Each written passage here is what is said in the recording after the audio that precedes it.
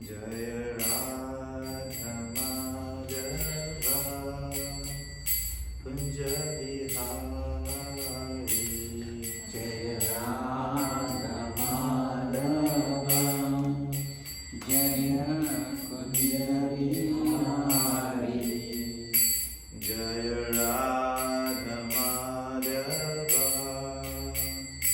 Jaya Kunja Bihari Jaya Radha Madhava Jaya Kunja Bihari Jaya Gopi Janava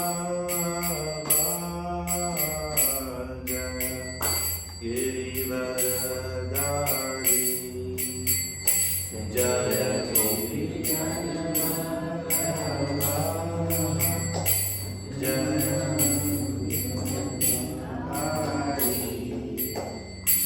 Jaya Gopi Janava Jaya Girivaradari Jaya Gopi Janava Jaya Girivaradari Yashodanandana Vrajaranjana Yashodanandana Prajaya Ranjana Yashodanandana Vrajaranjana Yashodanandana Prajaya Ranjana Yamuna Tira Vanachari Yamuna Tira Vanachari Yamuna Tira Vanachari Yamuna Tira Vanachari Jaya Radha Madhava Kunja Bihari Jaya Radha Madhava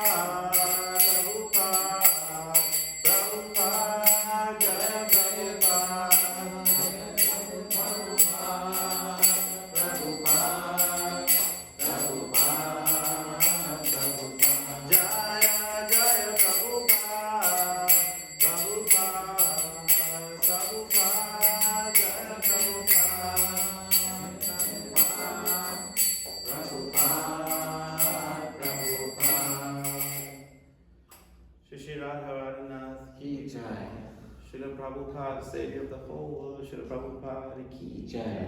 Jai Gaura, Prema, Namahatta. Hari Bol. Hare Krishna. Let's do the invocation. Om Jnana Timirandasya Jnananjana Shalakaya Chakshurmilitam Yena Tasmai Shri Guruve Namaha Shri Caitanya Manobhishtam Stapitam Yena Bhutale Swayam Rupa Kadamayam Didanti Svapadantikam Vandeham Shri Guru Shri Yuta Padakamalam Shri Gurun Vaishnavamscha Shri Rupam Sagrajatam Sahagana Raghunatam Vitam Tam Sajivam Sadvaitam Sarvadutam Parijana Sahitam Krishna Chaitanya Devam Shri Radha Krishna Padhan Sahagana Lalita Shri Vishakhanvitamscha Hey Krishna Karuna Sindhu Dinabandhu Jagatpate Gopisha Gopika Kanta Radha Kanta Namostute Tapta Kanchana Gaurangi Radhe Vrindavaneshwari Vrishabhanu Suchadevi Pranamami Hari Priye Vanchakalpa Triyubhyascha Kripa Sindhubhyevacha Patitanam Bhavanabhyo Vaishnavabhyo Namo Namaha Shri Caitanya Manobhishtam Stampitam Bhutale. Swayam Rupa Kadamayam Sadanti Svapadantikam. Shri Krishna Chaitanya Prabhu Nityananda Shri Advaita Gadadhara Shivasari Gaura Bhaktavinda Hare Krishna Krishna Krishna Hare Hare Hare Rama Rama Rama Hare Hare Om Namo Bhagavate Vasudevaya Om Namo Bhagavate Vasudevaya. Om Namo Bhagavate Vasudevaya Om Namo Bhagavate Vasudevaya. Om Namo Bhagavate Vasudevaya Om Namo Bhagavate Vasudevaya. Hare Krishna devotees. Hare Krishna. So today we're speaking about the essence of Bhagavad Gita. So I chose two verses actually that I thought we would speak from. I'll speak the verses and then read the translation and the purport, and then we'll go into a little more detail.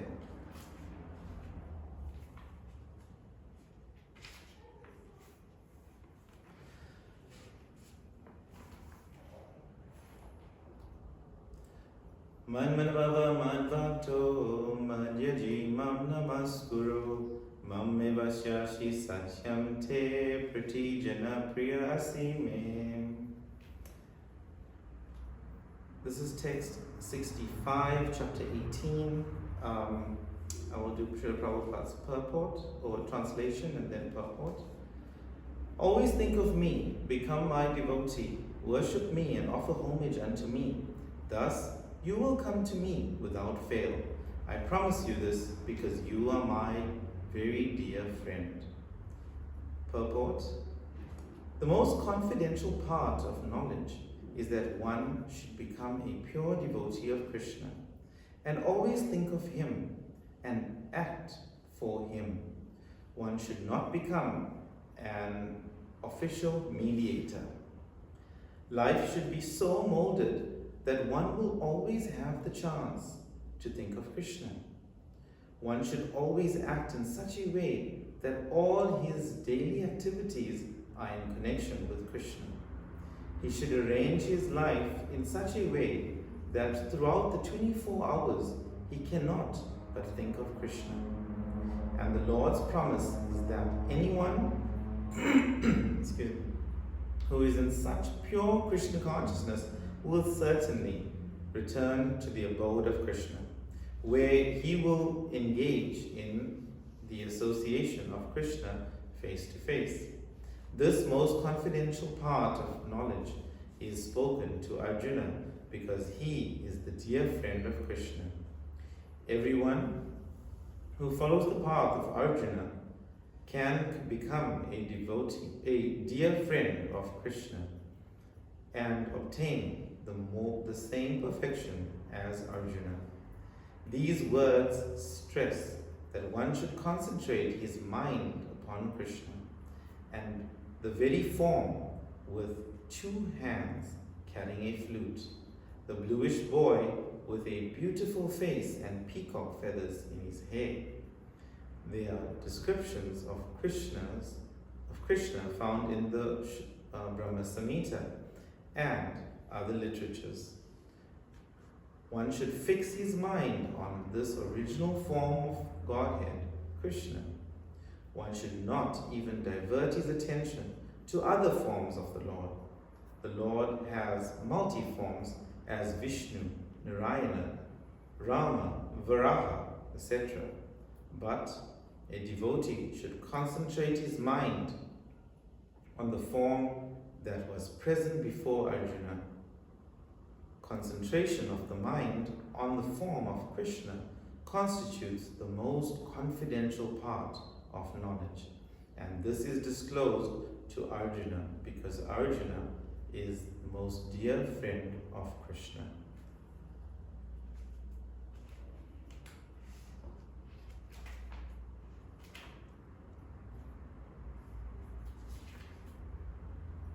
Next verse I want to read is chapter 10, text 10.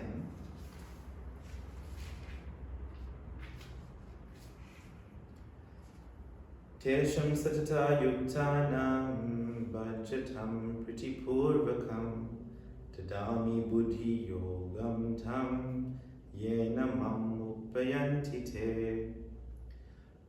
Purport by Srila Prabhupada in translation. To those who are constantly devoted to serving me with love, I give the understanding by which they can come to me. In this verse, the word Buddhi Yogam is very significant. We may remember that in the 2nd chapter, the Lord instructing Arjuna, said that he had spoken to him of many things, and that he should instruct him in the way of Buddhi Yoga. Now, Buddhi Yoga is explained. Buddhi Yoga itself is action in Krishna consciousness. That is the highest intelligence.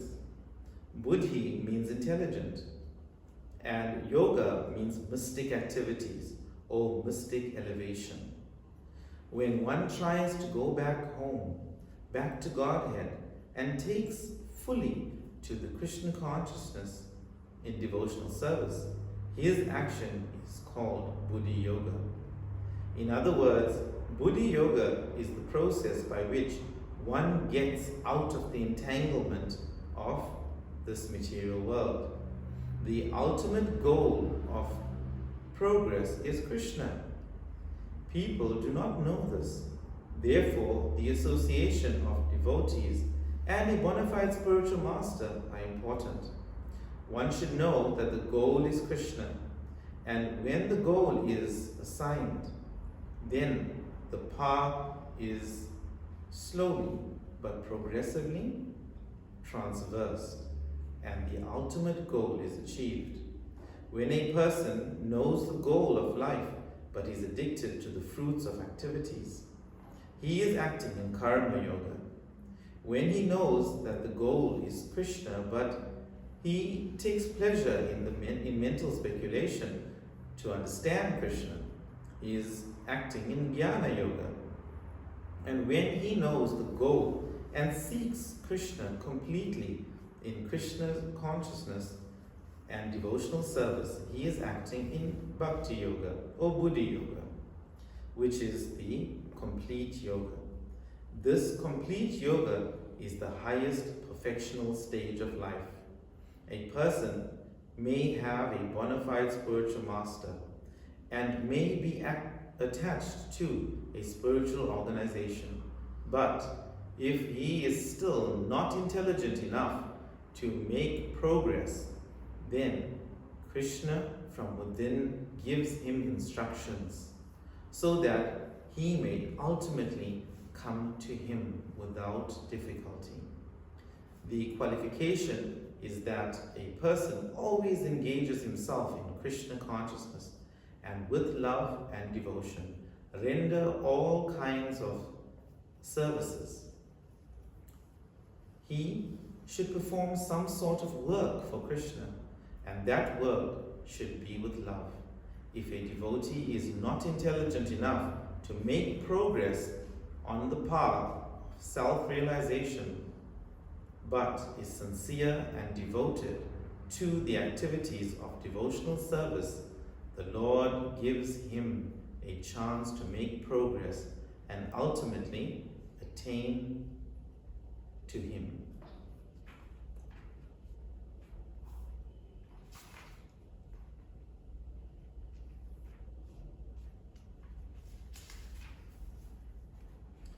So again, Man Madhava Mad Bhakto Madhyaji Mam Namaskuro Mam Evasyasi Satyam Te Pratijana Priya Asime.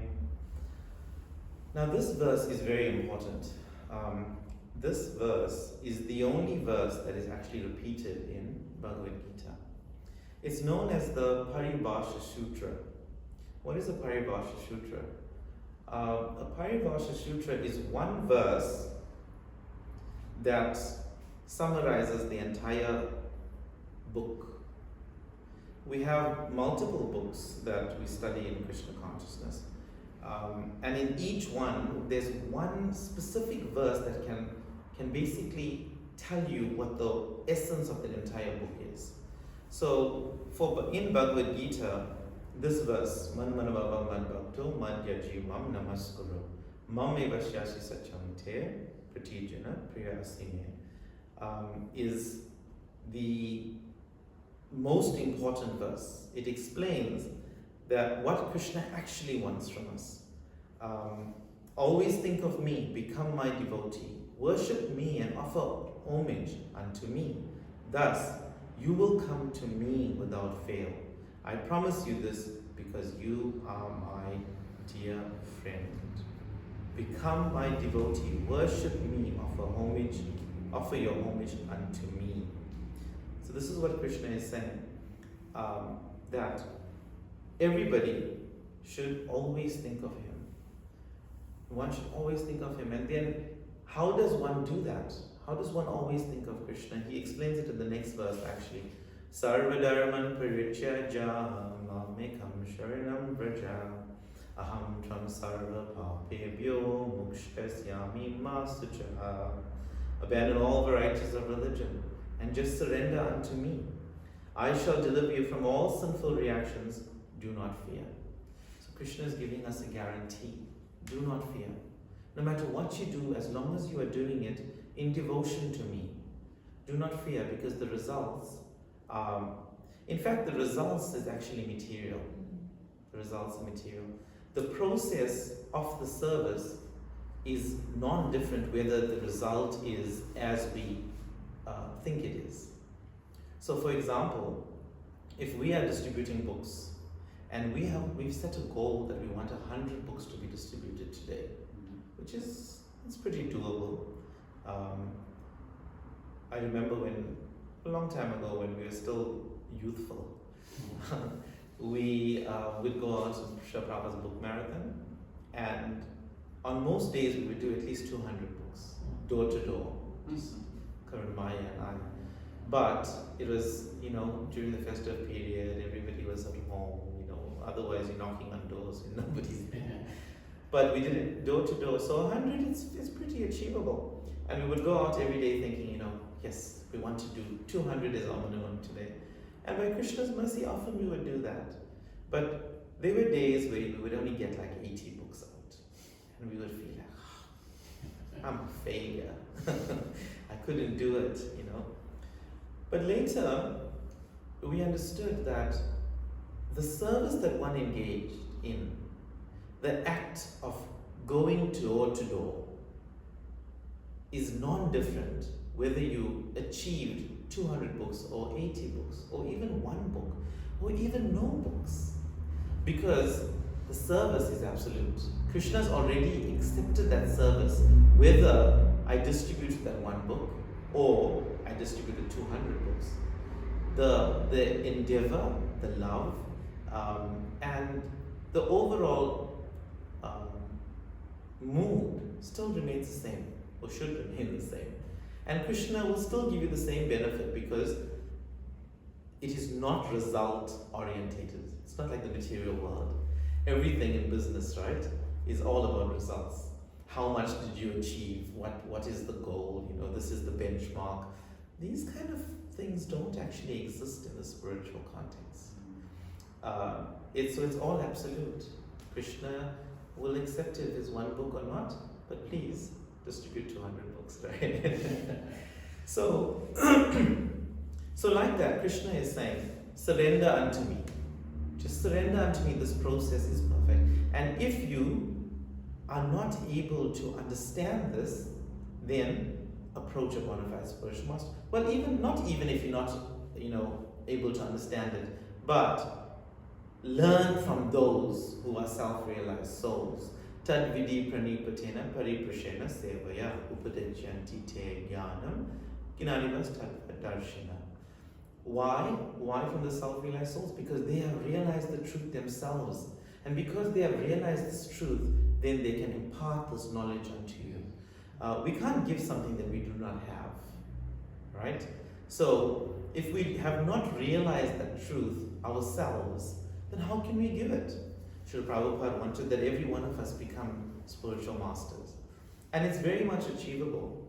Not that we become spiritual masters as in a saffron guru, initiating guru, but that, would be, some of you will achieve that. However, it's not really like that specifically. We are spiritual masters, gurus in our own right. We give shelter to others. We must give shelter to others. We help spread the message of Krishna consciousness, because we in ourselves have realized this. So we become a Shiksha Guru. And Shiksha Gurus are very important. The Diksha Guru may be there to link you to the Parampara, but they're not present all the time. Some of us may be more fortunate, we have more association with the Diksha Guru, but for most of us, we are not always in the presence of the Diksha Guru, and he isn't able to give us so much of one-on-one time. So more importantly is the Shiksha Guru that's building us and growing us and giving us that regular association. Srila Prabhupada had, in a morning walk, he had a disciple who had just become a grihasta. And he said, Srila Prabhupada, now that I am a grihasta, how do I make advancement in Krishna consciousness? And Srila Prabhupada said, just invite devotees and serve them. And then he thought, it's a bit bewildering, Prabhupada didn't hear me, he didn't understand what I was saying. So let me ask him again. And he asked Srila Prabhupada, now that I'm a grihasta, so how do I advance in Krishna consciousness? And Prabhupada said, just invite the devotees to your home and serve them. And he was still so bewildered. So later on, he thought, no, Prabhupada just didn't understand me, So let me ask Prabhupada again. And then he asked Prabhupada again, and Prabhupada said, just invite the devotees and serve them. And by this we can understand, one, Srila Prabhupada said it 3 times.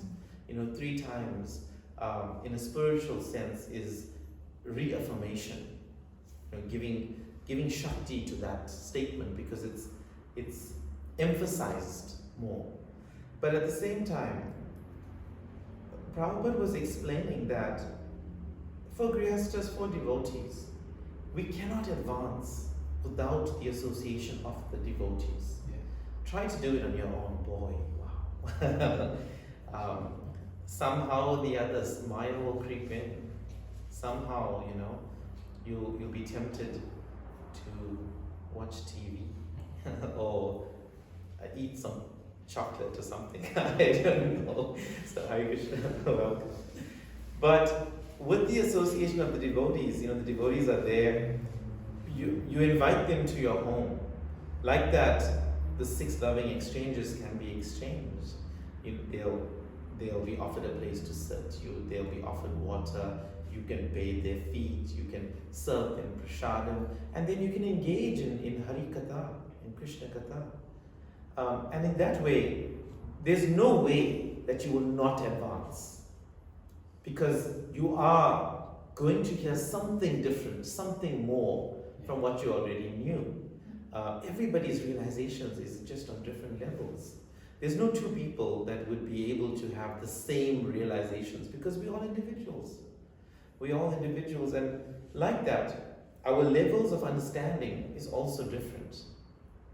It's explained that, excuse me, it's explained that, there's this analogy of a train coming very fast with the lights on, and from some distance away, you can see that there is just a light. You will not be able to see that there is a train. If the train is directly in front of you but really far away, you'll just be able to see that light. And that is the level of understanding that one may have. And because you understand that is the light, then that is what you will believe in. That is the light. And if I tell you that is a train, you would tell me, nah, come on. Come on, I can see it. That is the light. But then, as the train comes in closer, then you have more realized knowledge of that actually being a train. And you can say, oh, yes, that is a train. Now, my truth becomes true. What I have told you is that that is the train. But you were at a level where you could not understand it. Because you couldn't understand it, you couldn't fathom it. And you thought, no, that is the light, and that is a bus. You can't tell me otherwise. But me, having realized that knowledge, knowing that that is the train, then I'm able to tell you that is the train. Likewise, the spiritual master is like that. The spiritual master, realizing the knowledge, is able to give you the knowledge. But we, depending on which level we are at, we may be here or there, we're only able to accept it at the level that we are at. But slowly, with the mercy of the devotees, we gradually will be able to move above that level to the next level with a higher level of understanding. And this is the beauty of Srila Prabhupada's books, where Srila Prabhupada has put everything in there, everything for us, where constantly with us reading Prabhupada's books, even though some things may just go way above us, which is normal. It's normal. Some things may not be understood. But as we progress and hearing from the realized soul, they can make it a little simpler for us to digest it. Yeah. I was just reading recently, Sanskrit is a very, very difficult language. And it's not as simple. There's some words in Sanskrit that cannot even be aptly, correctly described in English. So the word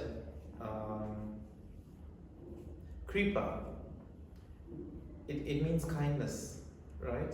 But the word daya also means kindness. And the word karuna also means kindness. So in English, all the words means kindness. All of those 3 words in Sanskrit. In English, the translation is kindness. But Sanskrit goes up to a higher level. The first level of kindness, then the second level and the third level of kindness. So how to understand that? You can't. In English, how do you understand that? One word means one thing, Maybe it has 2 meanings depending how it's used, but there's no specific 3 different levels of meanings. So kripa means that one is kind to those who come to them. Kripa.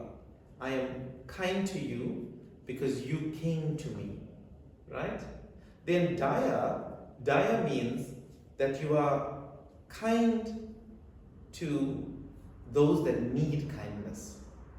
So you see somebody who is starving and you feel, okay, I should give them some prasad. So you see the need, and because of the need you act with that level of kindness. So it's a second level of kindness.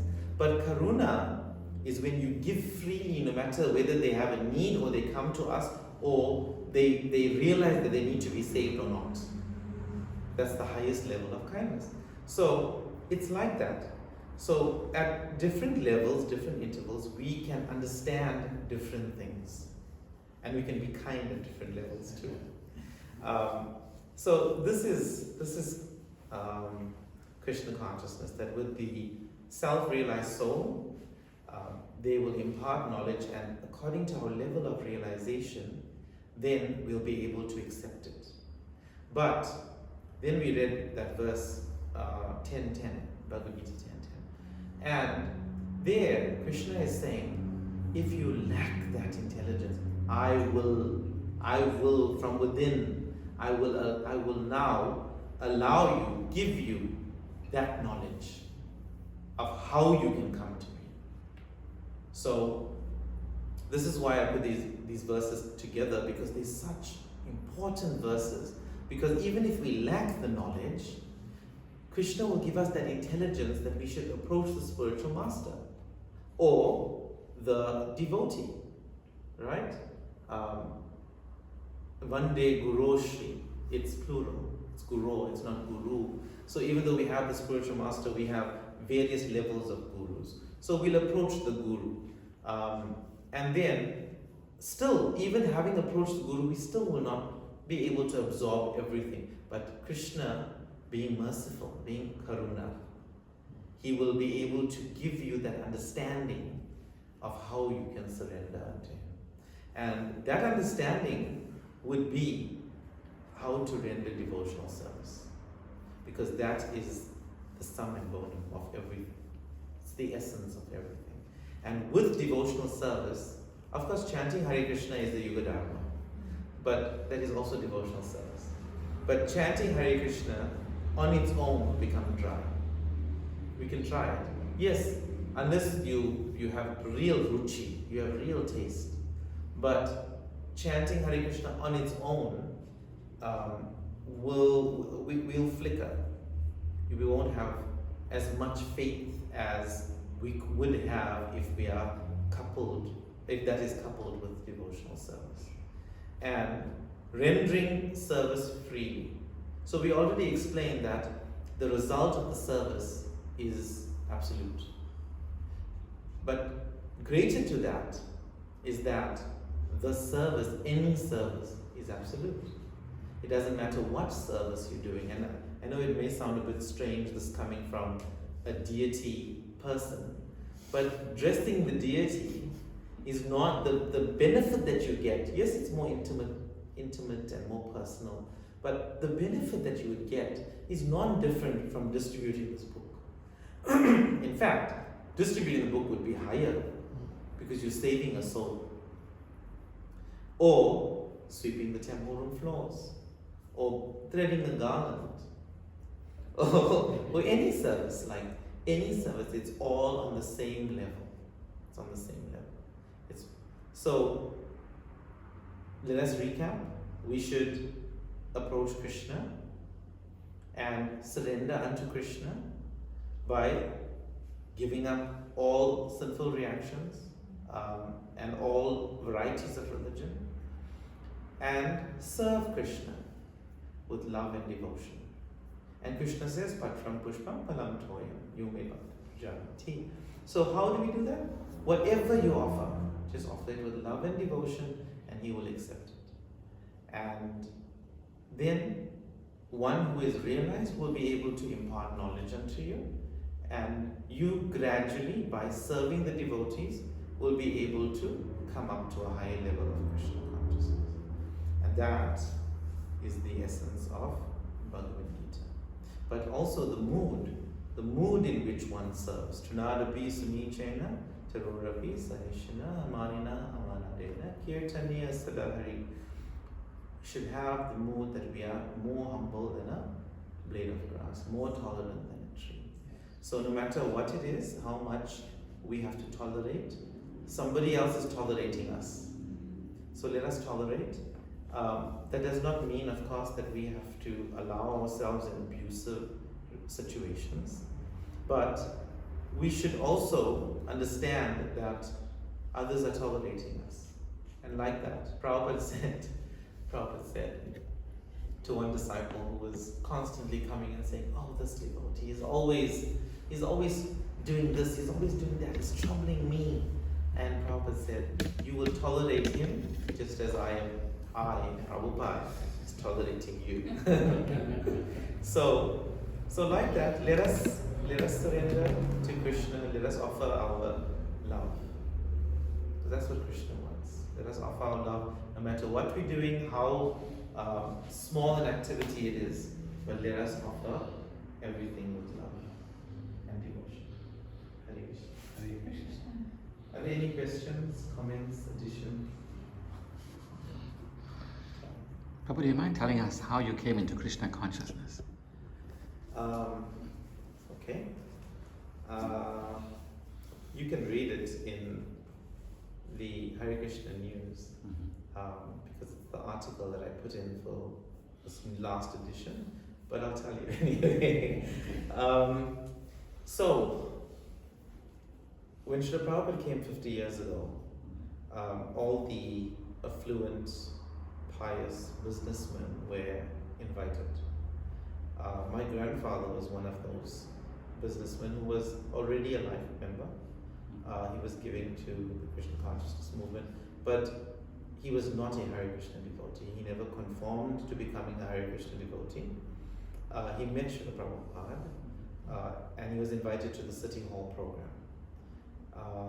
And most of the invited guests, the businessmen, were given 2 books. A paperback English version of Bhagavad Gita and a sense of self-realization. So my grandfather, who was pious, took those books home, and he had a library at his offices, and he stamped the books with his office stamp, and he placed them in the library, together with all other religious books from all other organizations. You know, whoever he would give Lakshmi to, they would give the Swami Sivananda Society and Divine Life Society and so forth. So it was all there in a room almost as large as this, actually. And I, trying to be a smarty pants, wanted to impress my teacher with a book that was beyond my age group. So I had a task to present a book review. I was 12 years old, and I remember going into the library looking for a book that had something that sounded, kind of catchy and intelligent. And I came across the Science of Self-Realization, and I thought, yes, it's thick, and it sounds like something that's really, intelligent. So I said I would do a book review on the Science of Self-Realization. And I took that book, and I started reading it. I must say, some things were way past me, I remember. But I remember clearly having many questions which my father and my family could not answer. And one question that I had asked them, and I remember it was like a real samskar moment. You understand samskar? It's like a moment when it leaves an impression in the heart. So I remember asking my parents, my father, why are we called Hindus? And they couldn't answer it. They just couldn't answer it. And then I remember reading in the Science of Self-Realization that the Hindus, where they got the name because they were near the river Sindhu. And I thought, wow, I would have never known this if I did not read this book. And then there were many other things like the soul. You know, Prabhupada explains that the soul is not this body, and I had, believe it or not, pet chickens. I lived in a farm area, you know, so we had pet chickens, and then I couldn't understand. I already had become a vegetarian because I realized that the chicken that, you know, that they cook and whatever is actually that same chicken that I had a pet and I became attached to. So like that, you know, all the questions were being answered because I couldn't understand why it was alive at one stage and not alive at the other. And then we understood that it had a soul, and the soul had left that body, and now the body is discarded. So it was a real samskar for me, reading the Science of Self-Realization. And it took me many days, you know how thick Science of Self-Realization is, many days, and still I pushed on, fell asleep a couple of times, but anyway, I remember finishing it, and I was like, yes, I finished it, now I'm going to do the book review, and I did the book review, but there I was trying to be smart, you know, I'm presenting this book review, and Krishna tricked me because he was smarter, and he changed my life. So Krishna's, Srila Prabhupada's books are like this. They're time bombs. You never know when. I picked up that book 20 years later. You know, like 20 years later.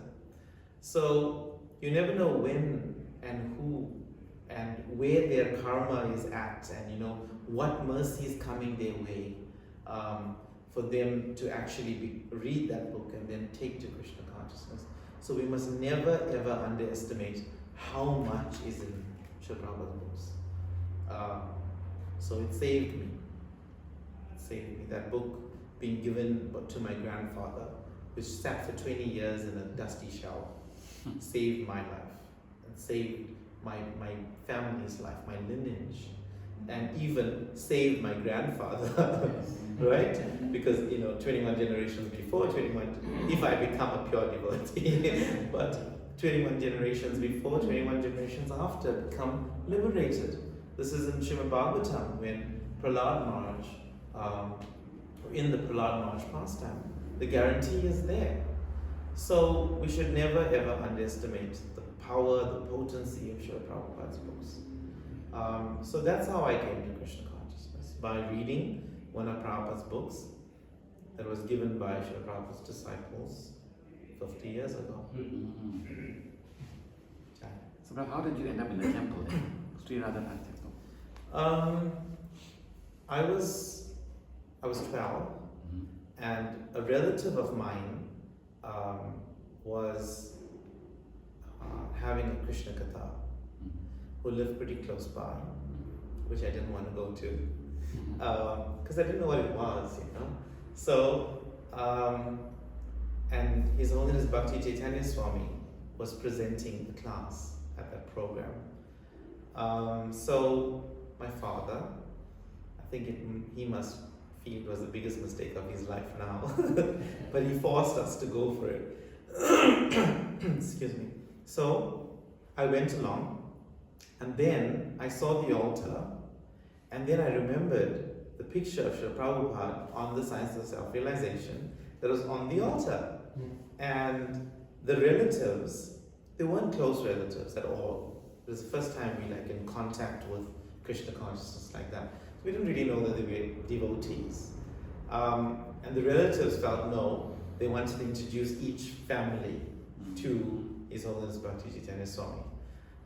So my family was introduced to Maharaj, and Maharaj asked me, you know, like, who are you, you know, what you're doing, like, you know, all of these general things, what grade I was in, not grade, standard at that time. And then he said, you know, this, if you want to get a hold of me, email me. So like that, and he said, you know, come to the temple. So at that time, I wasn't like really full on Krishna conscious. However, at that time, I realized that I need to start chanting Hare Krishna. So that was that program. From then, I started chanting Hare Krishna, which was, you know, 1 round or something, 2 rounds. But very quickly, Bhakti Caitanya Maharaj kept in contact with us, with me at least. I wrote to him, he wrote back, and then he made arrangements for me to come to the temple for weekends. And you know, there wasn't such heavy restrictions of child protection and so forth like there is now. So we used to go as a group with others, like younger boys, and you know, we had a brahmachari leader that used to look after us. Brihad Maharaj was the temple president, and he used to look after us, and then they used to send Jai Prabhu to come pick us up from Tungat every Friday, you know, we used to, so transport wasn't such a big thing. It was nice, and then Maharaj started arranging for me to travel with him, like to Newcastle and to Richards Bay, and you know, like during school holidays, I would spend the whole holiday at the temple. We started doing backup service, and we used to run up and down the tower. So fond memories of my youth, and that's how I joined and came in contact with the temple, mainly because of Maharaj. And Maharaj, you know, he cared for me. He continued caring for me, and that's what we need. We need somebody to kind of just hold our hand and, you know, take us through it. And for me, I was fortunate enough that it was my spiritual master. But many of us, it may not be like that, you know. It may be Jai Sachinanda Prabhu, or Deva Deva Prabhu, or Paramatma Prabhu, you know. It may be somebody else, and which, you know, it's there, and it's very important actually, this mentor program. And I'm thinking very hard how to restart this mentorship program at Bhagavad temple in our community, because I see the merit in it. It's so unless somebody really owns, you know, your care, then you can very easily just kind of be another number. And our yatra has grown so much that it's too difficult for like me to give each and every person, you know, so much of time. But you know, you could care for 10, 15 people and be able to do it, because that's like your main service. And you could see to another 10, 15 people, you know, like that. And in that way, everybody feels cared for, they feel loved, they feel the affection of Srila Prabhupada. And I think, you know, 15 devotees is like manageable. It's very manageable. But then we have a congregation of 2,000, you know. So it's difficult for me to even respond to everybody, although I try my best. I definitely try my best, but it's difficult. But there's so much more qualified devotees that can give you so much more time, effort, love, affection, and prasad. So, yeah, I really want to get into this very heavily, this mentorship. I see the merit. We grew up with this care and this mentoring, and if not for that, I don't know where I would be today. So, yes. Thank you so much, Prabhu. Hare Krishna. Is Deva Deva Prabhu Ki Jai. Hare Krishna. Srila Prabhupada Ki Jai.